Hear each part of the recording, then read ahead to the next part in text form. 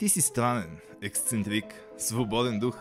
Ти си артист и гледаш света по своя уникален начин. Ти си роден художник и изразяваш творчеството си където намериш. Ти си натурален перформер или наблюдаваш света през обектив. Винаги се стараеш да направиш всичко като хората. Стоиш до късно, за да довършиш и оглеждаш внимателно всеки детайл.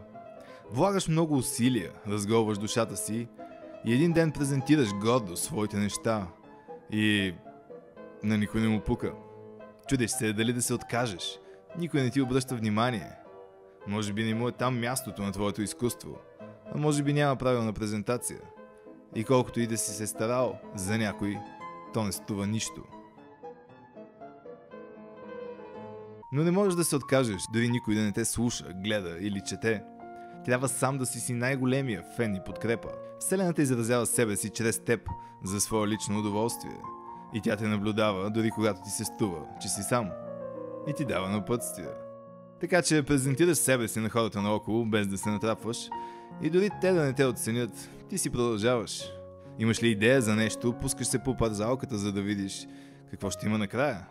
Изцяло се абстрахираш от някакъв краен резултат или награда и си напомняш, че успехът има много стъпки. Естествено, мечтаеш, че някой ден ще разлепват плакати с твоят лик и хората ще идват, за да видят теб. Вече си популярно лице. Хората те гледат и ти се възхищават. И макар другите да ти казват, че живееш в облаците, ти не би живял никъде другаде. Знаеш, че винаги ще вървиш с надпис на челото странен за останалите, но ти си призван да оставиш своята малка следа. Все пак, всеки влак си има пътници. Не можеш да се разчекнеш така, че да угодиш на всички. Но знаеш, че поне за някой ти си най-якия.